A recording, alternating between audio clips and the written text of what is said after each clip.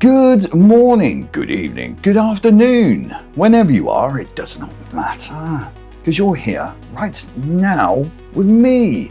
I'm the Pixel Patriarch, and today I want to talk about my recent foray into the realm of the ARPG genre. What inspired me to start playing ARPGs after all this time, never played one before, late to the party, and why it is that I think the developers Grinding Gear Games working on Path of Exile 2 are doing something truly remarkable. And I'm not just talking about the game itself, but the manner in which they are delivering this game. It's something truly special indeed. And in the meantime, something else that's truly special is the fact that you are watching this right now. Because it seems the YouTube algorithm doesn't seem to think that caring is sharing for a new channel like this one. So if you enjoy this video, do tap the appropriate buttons of approval. It would be amazing to have you on board.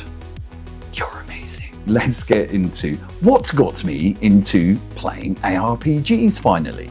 So recently I was thinking, it's been a while since I've played an incredible game. Now, the last two games of note that I could think of were Elden Ring and Baldur's Gate 3, and I realized they shared a core commonality, and that was a demand for investment from the player.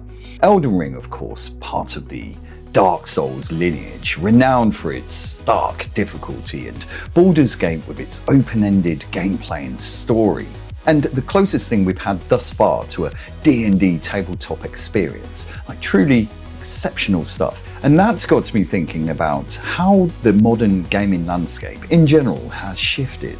Now, of course, the audience is far broader, of which there is a large proportion of the casual gamer in the mix. And of course, it follows that a number of developers are answering to the demands of those players by introducing games that are easily accessible, easily consumed, and dare I say, don't require a great deal of investment from the player. Now, only recently I played Forza 6. I was interested to see this open world that they'd created. It looked incredible.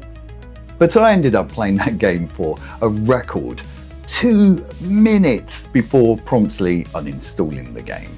You see, to me, the game was pandering to an audience it assumes were numb, dumb, and very easily bored. This game rewards the player for playing the game objectively badly, from bouncing off barriers to sailing through forests unimpeded, not ricocheting off trees and having loads of points all thrown at you in your face. It was ridiculous. Now, I love arcade games. Arcade games are great, but the problem I had with this was the manner in which it was communicating to the player.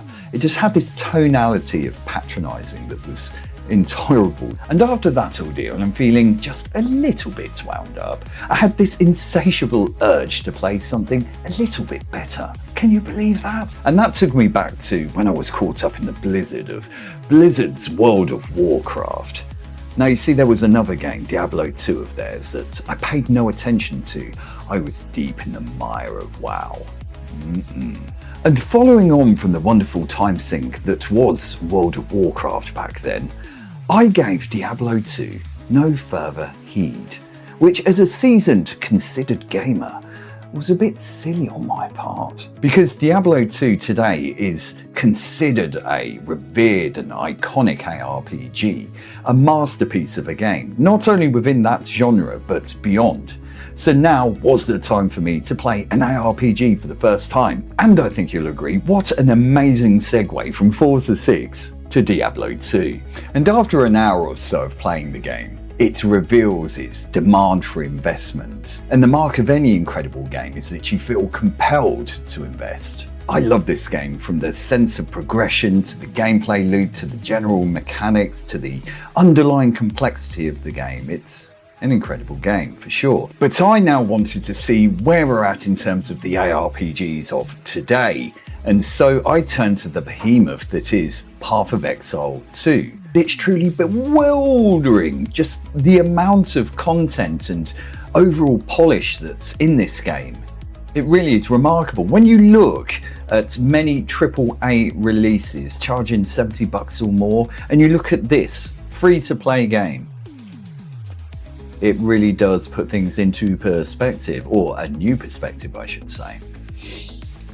And in terms of the microtransactions, alarm bells, pay to win, blockades imposing limits to your progression. No, there's none of that. In actual fact, the microtransactions in place are cosmetic upgrades or small quality of life improvements that may be beneficial late into the end game. But before that, you've got dozens upon dozens of hours, fully fleshed out game. Amazing. So what does this say about the developers Grinding Gear Games? It's interesting, isn't it? Because they're presenting a game free to play, microtransactions that are there to add a little extra value to the player experience, not impose any restrictions. They're determined to create a game so good, so absolutely locked in, that a number of their players later on in the game may feel compelled to invest a few bucks in some microtransactions, the sort of microtransactions that are all good, don't impose anything. I absolutely applaud these guys. Bravo, Grinding Gear Games. I think this is absolutely fantastic. And if we can have some more of this, please, games industry, we'll be on to a winner all around. I give Forza 6 100%